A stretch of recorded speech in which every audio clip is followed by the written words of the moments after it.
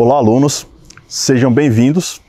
Eu sou o Tenente Clayton e irei ministrar as aulas de Ciclos de Planejamento e SCO na prática. Primeiramente, iremos abordar alguns conceitos do SCO na prática. Posteriormente, veremos os ciclos de planejamento. Posterior, iremos abordar alguns conceitos utilizados no processamento da informação.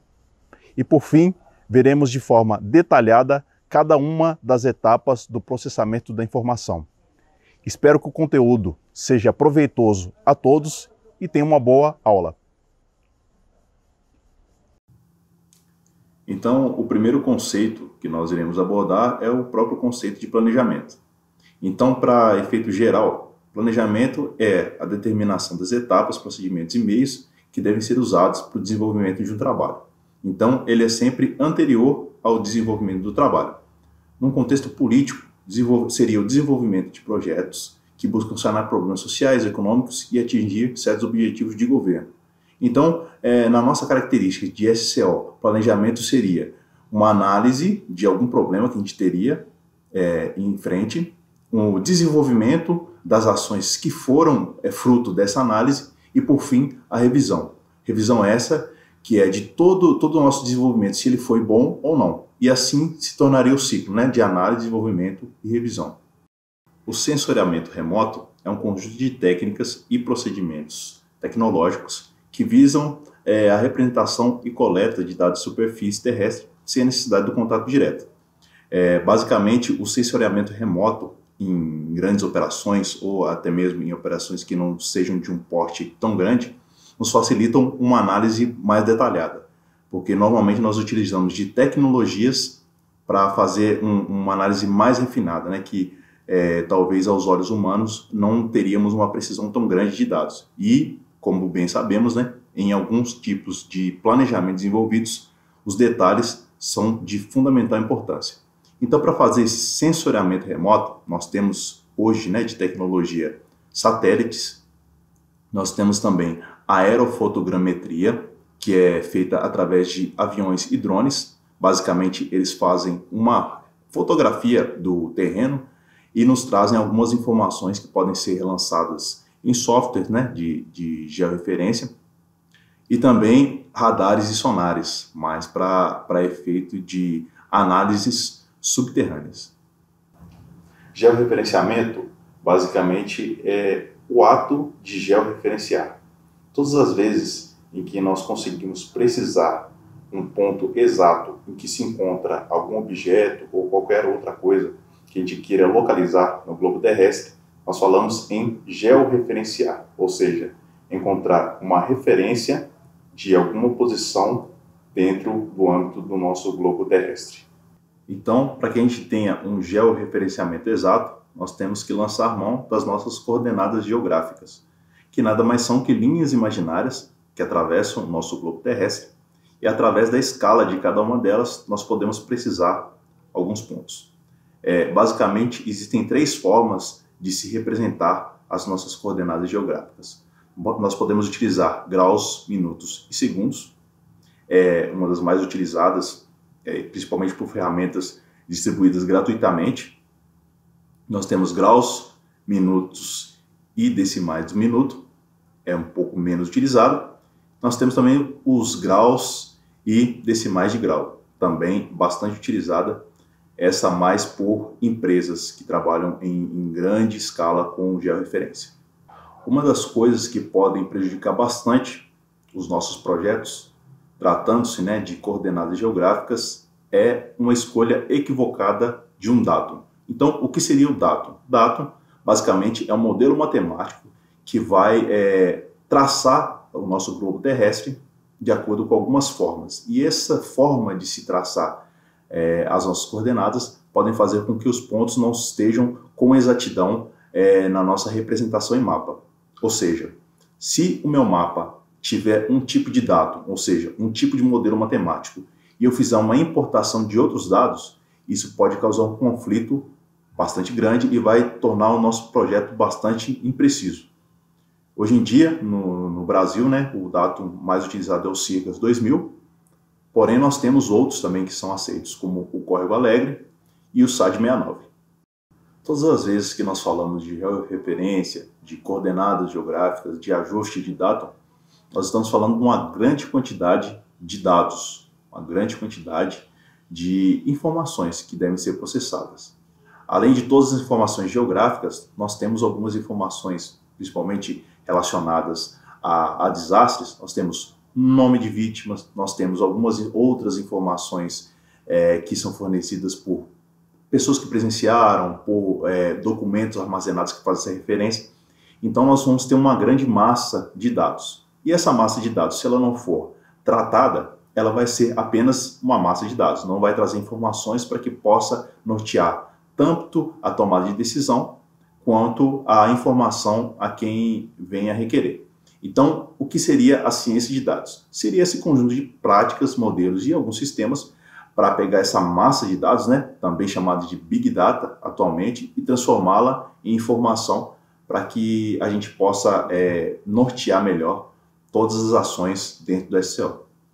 Inteligência artificial, basicamente, é todo e qualquer artifício utilizado para simular a capacidade humana de inteligência. Então, diversos processos, diversos procedimentos realizados durante o planejamento do SCO, poderemos utilizar, né, em determinados níveis, a inteligência artificial. Os conceitos de modelagem e simulados, eles caminham basicamente juntos, porque a modelagem, ela consiste numa representação, uma tentativa de uma representação de fenômeno que já tem ocorrido. Portanto, nós vamos criar um molde de fenômenos anteriores e esse molde nós vamos adaptar no simulado, né? No ato de simular algum evento. Basicamente, esse sistema é muito utilizado para desastres naturais. Uma vez que nós temos um modelo de desastre natural anterior, nós podemos utilizar esse molde em simulados. Quase todos eles atualmente são todos feitos de forma computacional e assim nós podemos prever e às vezes até antecipar uma resposta mais eficaz em algum tipo de sinistro. Falando de ciclos de planejamento propriamente dito, para ficar uma questão mais didática, nós vamos dividir os ciclos em 3 etapas, mas essa divisão é apenas para facilitar a explanação.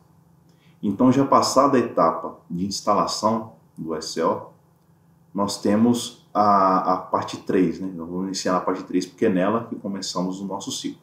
Então, a parte 3 é a assunção do comando e a 4 é a instalação do posto de comando. Lembrando que, na prática, né, como nós estamos falando de SCO na prática, a grande maioria das vezes a gente vai ter as etapas de assunção de comando, mas a instalação do posto de comando ela vai permanecer. Então, a gente fala aqui em ciclos, mas não necessariamente todos os ciclos vão passar por mudanças. Em todos os ciclos vai haver mudança em cada um dos números, ok? Então, passada a instalação do posto de comando, nós temos ali a área de espera e encarregado e logo após a coleta de informações. Nessa parte 6, que é de coleta de informações, para a criação do nosso plano de ação, é a participação mais ativa da equipe de planejamento. É aqui que nós começamos a falar em planejamento propriamente dito, com o nosso primeiro documento criado, que é o nosso plano de ação, que vai guiar as ações a partir daquele momento. Posteriormente, nós temos estabelecimento de objetivos e prioridades a partir da situação e recursos disponíveis. Isso tudo é analisado juntamente com o nosso plano de ação. E por fim, no 8 aqui, a gente começa, né, a execução do nosso plano. Após executar, né, com o plano em andamento, nós temos a verificação da necessidade de implementação de novas funções, ou seja, nós vamos testar o nosso plano. Uma vez que ele está em execução, a gente pode perceber a necessidade de algo que não foi pensado ou a exclusão de coisas que realmente nós necessitamos. Aí nós já passamos para a nossa 10ª etapa, que é a solicitação e dispensa de recursos adicionais. Ok? Feito esse balanço, nós temos a fase do controle da operação no posto de comando e preparação para a reunião. Ou seja, aqui nós já vamos ter todos os dados, né, da execução do nosso plano, da prática, né, do nosso plano, Mais à frente nós vamos dar exemplos concretos, que vai facilitar essa visualização de cada uma dessas etapas, mas basicamente aqui nós vamos preparar tudo que nós tivemos de experiência durante a fase para levar para a nossa reunião. Posteriormente, né, na etapa 2, nós temos o formulário 201, que já foi visto, né, anteriormente, mas basicamente ele traz as informações gerais da operação, como o nome da operação, um croquis da área, enfim, alguns tópicos que já foram explanados. Na etapa 13, nós temos a transferência do comando ou instalação de comando unificado. Lembrando que nem sempre, em todos os ciclos de planejamento, nós vamos ter todas essas etapas, conforme explanado anteriormente. E, por fim, nós temos a reunião de planejamento e execução do plano e reinício do ciclo. Então, fechado nessa parte de execução completa do plano e reinício do ciclo, nós vamos ter, novamente, né, uma assunção de comando, no caso de haver essa troca, e assim nós vamos nos manter nesse ciclo chamado de ciclo de planejamento. Como podem ver, abaixo nós temos todos os tópicos dos ciclos de planejamento, de forma um pouco mais detalhada. Para que haja uma fixação mais efetiva, o vídeo pode ser pausado para realizar uma leitura mais detalhada. Falando de planejamento de forma prática, nós temos algumas considerações que devem ser levadas antes desse início.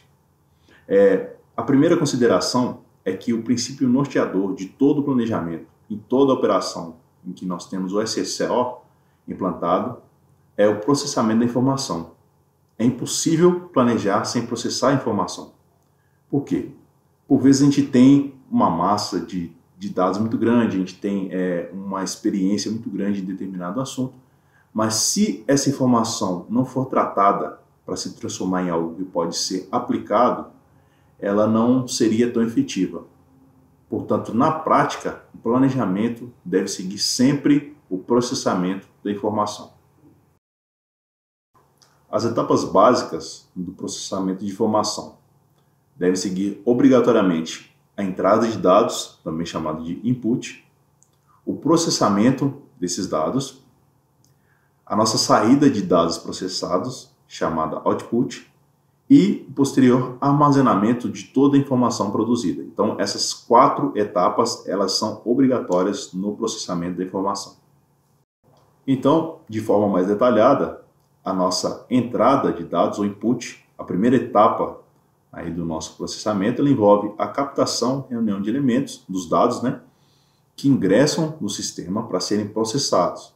Tal captação pode ser de dados internos e externos, ou seja, falando como nós estamos utilizando, né, a parte de SCO, seria a reunião de todos os dados que nós já possuímos, que são os dados internos, e dados que nós temos que buscar de outras fontes, que seriam os nossos dados externos. Mas basicamente todos esses são informações que vão necessitar de um tratamento posterior.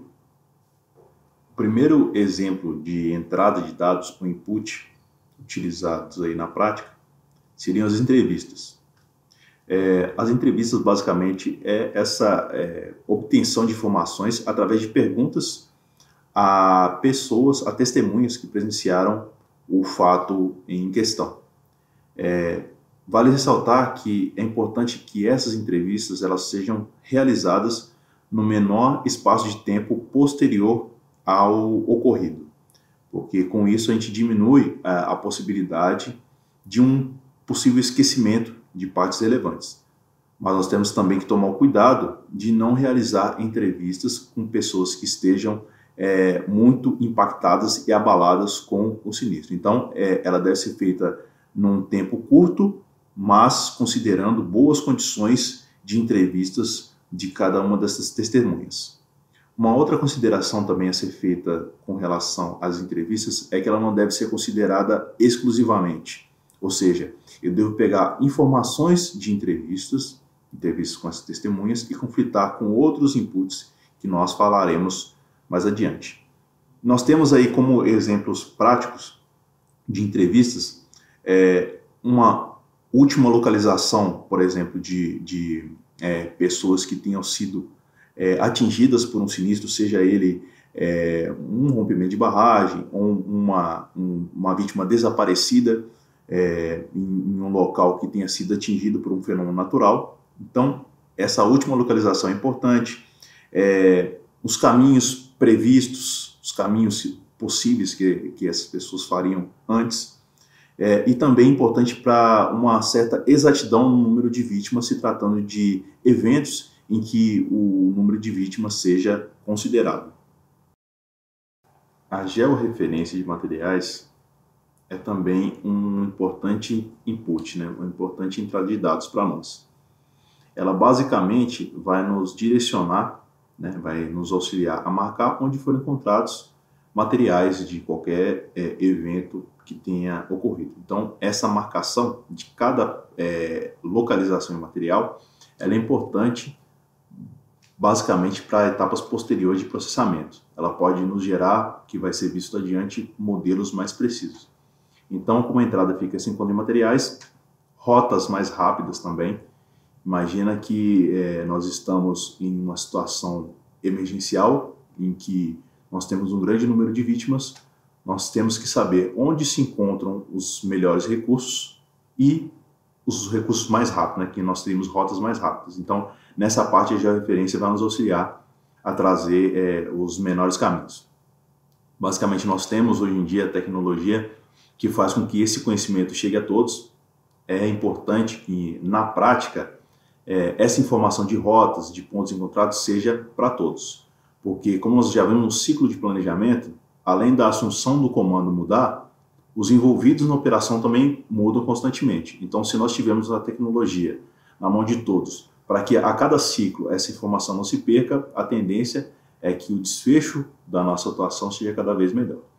E também uma aplicação bastante utilizada atualmente é a formação de polígonos, no caso principalmente de grandes queimadas, né? Para a gente estar medindo aí a quantidade de destruição que a gente teve em determinados locais, a gente utiliza polígonos. E não somente em áreas queimadas, né? Para delimitação de áreas de busca por cães, nós temos vários tipos de aplicações que podem ser utilizados polígonos. O que são os polígonos? São marcações georreferenciadas no terreno, na qual nós temos as coordenadas que nós já vimos, que vão nos nortear para encontrar o terreno já marcado, para a gente não ter, por vezes, retrabalho em alguns locais e para a gente conseguir marcar locais de interesse.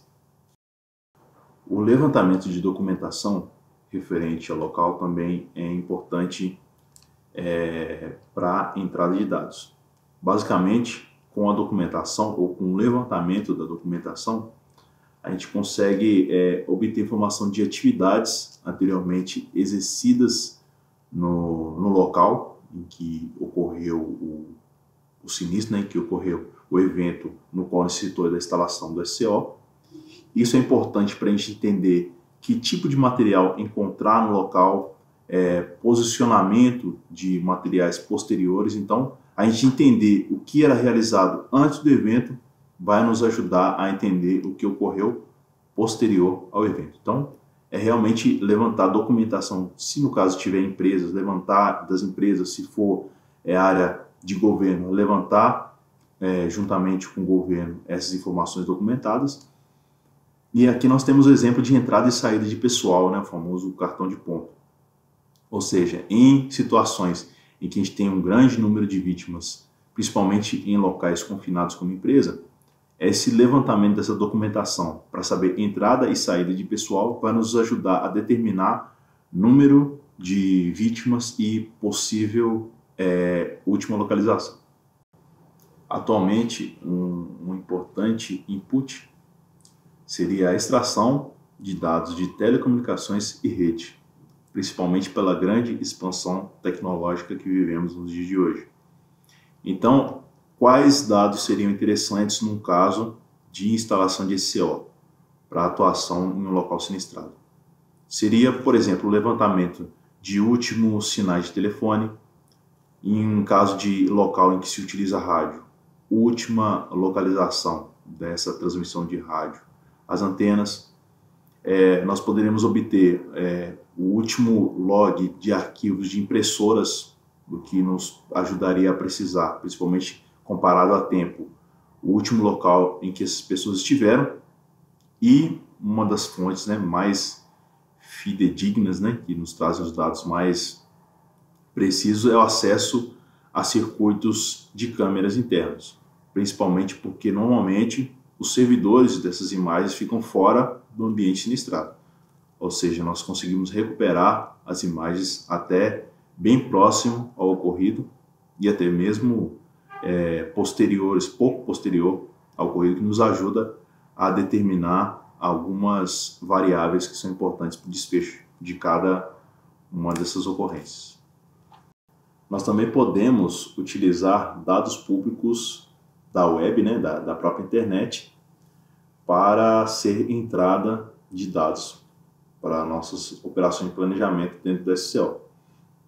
Basicamente, a gente utiliza medidas padrões utilizadas em outros campos da ciência, podem auxiliar no desfecho de alguns fenômenos naturais em que poderíamos atuar.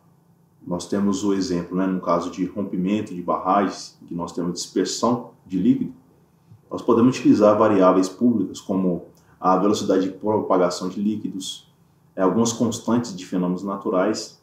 A gente pode utilizar desses dados para auxiliar tanto na modelagem quanto no simulado de alguns fenômenos, e assim obter um auxílio aí nessa entrada de dados e no desfecho das nossas ações.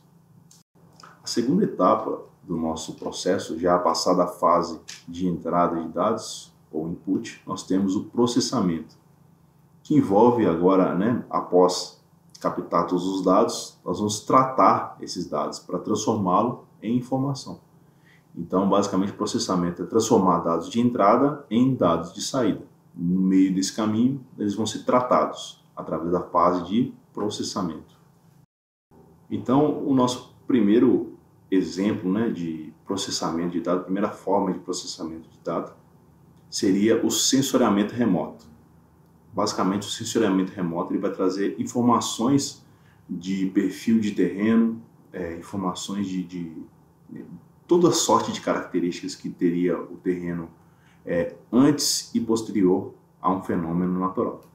Então, nós utilizamos, né, basicamente o sensoriamento remoto no caso de grande modificação de terreno, exemplos, rompimento de barragem, no caso de grandes queimadas, nós utilizamos esse perfil. E ele pode ser feito tanto a uma distância um pouco maior, através de satélites, inclusive alguns satélites até gratuitamente oferecem esse serviço de sensoriamento, quanto através de drones, que seria algo mais regionalizado, mas que ofereceriam ali a mesma e às vezes até superior qualidade na informação processada.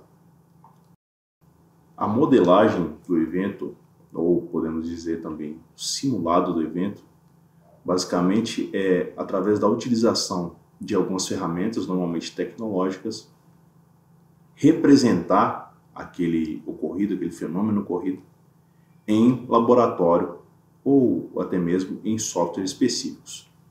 Essa aplicação se dá bastante também na área de rompimento de barragens, na área de grandes queimadas, na área de movimentação de solos.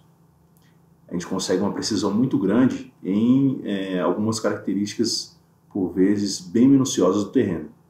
Nós temos como exemplo, né, o Flow 3D, que é uma ferramenta paga, com algumas funções gratuitas, mas que conseguem trazer, através de algumas variáveis obtidas no terreno, uma projeção de todo o deslocamento ou de toda a destruição causada, nos dando um certo norte, tanto para fins de buscas quanto para fins de recuperação posteriores. Então, essa modelagem atualmente se dá de forma tecnológica e tem auxiliado nos tipos de ocorrência citados. Por haver uma grande quantidade de dados de entrada que por vezes não se relacionam diretamente, é necessário que esses dados sejam interligados para gerar informação, tanto para tomada de decisão, quanto para informação a outros que venham aí querer. Então, nessa parte entra a nossa ciência de dados, que basicamente é a gente pegar a nossa grande quantidade de dados e tratá-la para que ela vire informação. Hoje em dia nós temos diversas ferramentas que fazem essa análise de dados, inclusive algumas linguagens específicas para isso, mas basicamente no desastre seriam, né, no caso, não somente desastre, né, mas toda a ocorrência em que utilizarmos do SCO como ferramenta gerencial, a ciência de dados vai ser a grande responsável por pegar uma grande quantidade de dados que por vezes não está diretamente relacionada e relacioná-la para gerar informação posterior. Uma importante etapa no processamento desses dados é a produção de mapas multicriteriais. O que seriam esses mapas multicriteriais? Como o próprio nome diz, é um mapa em que eu levo em consideração diversos critérios. O que seriam os critérios? Critérios nada mais são do que as entradas, os inputs que nós já abordamos anteriormente. Então, basicamente, nós teremos uma base que vai receber esses inputs, como, por exemplo, dados georreferenciados, que nós já trabalhamos, como localização de corpos, localização de materiais, enfim, essa série de dados que tem a marcação geográfica, vai ser dada entrada desses materiais. Como nós citamos anteriormente, os dados de telecomunicações, últimos sinais de rádio, últimos sinais de celulares, cruzamentos de dados de antenas mais próximas, somados à documentação também, a qualquer documentação que tenha sido encontrada, dados públicos. Então, todos esses inputs de diversas naturezas, eles vão ser utilizados e correlacionados nessa criação, né, desses mapas multicriteriais, e o processamento e a interligação de cada um deles vai gerar uma imagem para nós, vai gerar um mapa que vai nortear toda a tomada de decisão.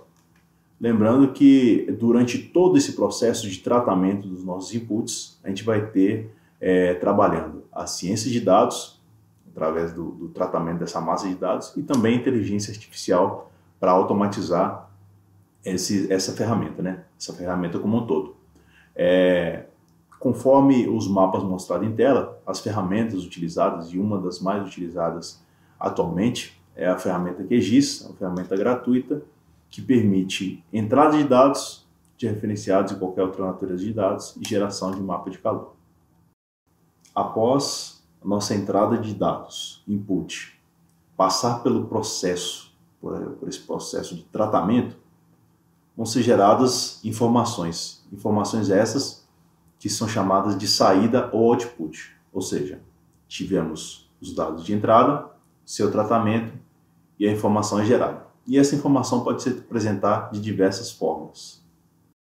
Uma das formas de apresentação da informação gerada pelo processamento são os chamados dashboards ou painéis de visualização, que são verdadeiras ferramentas em que nós podemos acessar alguns aspectos da operação como um todo.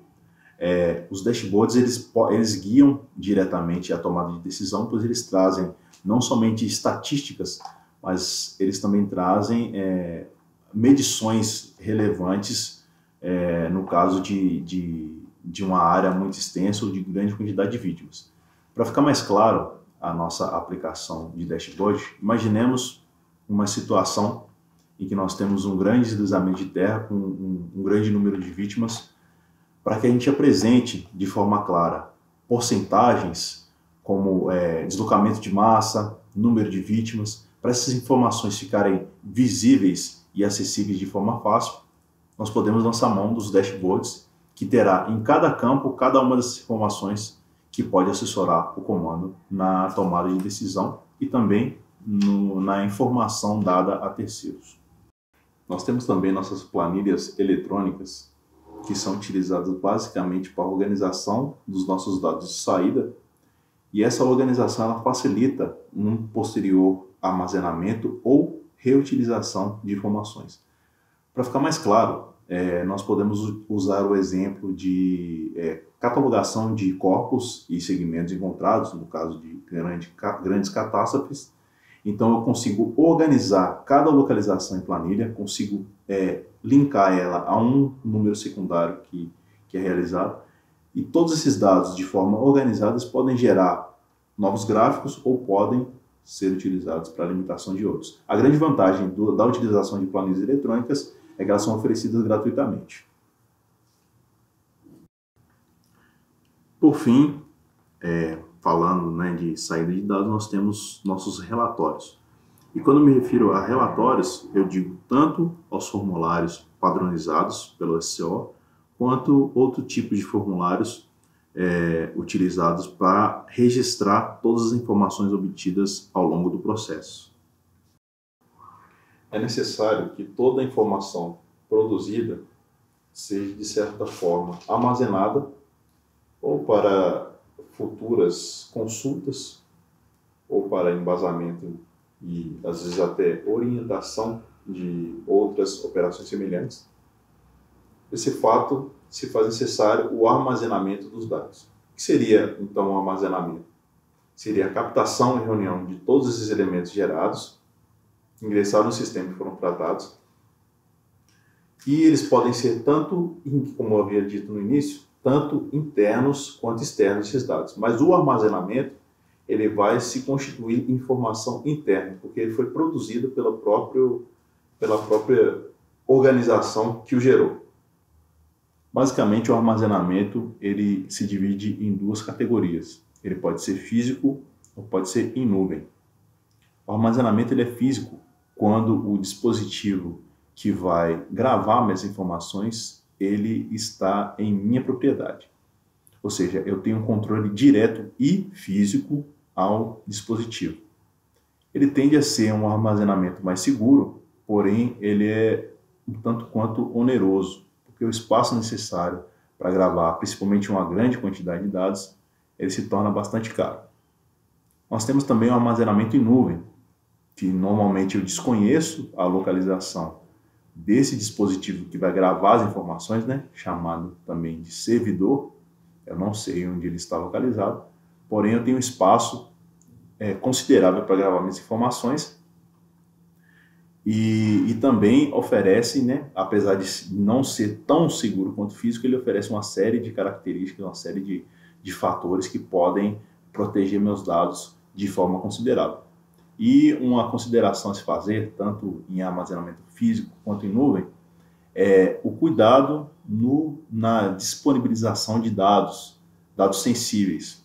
Normalmente, quando se trata de fenômenos da natureza que causam grandes destruições, eles vão nos trazer alguns dados que, uma vez divulgados, pode trazer um impacto muito grande, principalmente para os familiares de qualquer uma das vítimas ou qualquer outros que tenham envolvimento, e até mesmo prejudicam a tomada de decisão futura da operação, caso algum dado sensível, que seria um dado sensível, um dado que tem uma relevância um pouco maior, que afeta diretamente a operação.